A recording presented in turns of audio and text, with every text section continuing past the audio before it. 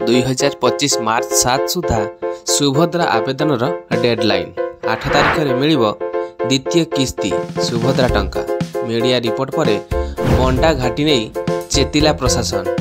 जानिबा संपूर्ण खबर ता पूर्व वीडियो को लाइक और चैनल को सब्सक्राइब कर नथिले एबे ही सब्सक्राइब करी पाखरे आसुथिबा घंटी चिन्ह को दबाई दियंतु।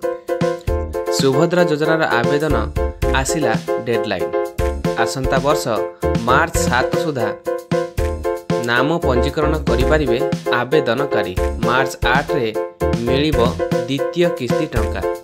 आज यही घोषणा करिसेंती उप मुख्यमंत्री प्रभाती परिडा।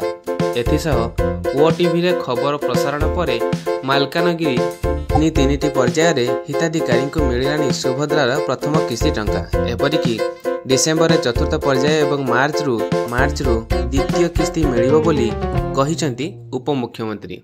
हेले एबे भी बैंक आगरे भिड़ असंभाळ। गजपति जिला मोहना स्टेट बैंक रे लागिछि लंबा लाइन। हाथ में टोकेन धरी घंटा घंटा धरी अपेक्षा करुचंती शह शह महिला। कहार केवाईसी अपडेट हेई नहीं तो कहार अकाउंट सह आधार और मोबाइल नंबर लिंक होइनी। फल सुभद्रा टंकारु वंचित हिताधिकारीक टेंशन बढ़ी। एभली स्थिति रे हिताधिकारी को बैंक रे अजथा भिड़ न जमाइबाकू परामर्श देइचंती उप मुख्यमंत्री प्रभाती परिडा।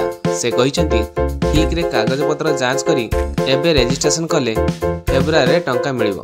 एपरिकी आसंता मार्च रे 21 वर्ष हेउथिबा युवती माने भी सुभद्रा योजनार सामिल हेबे।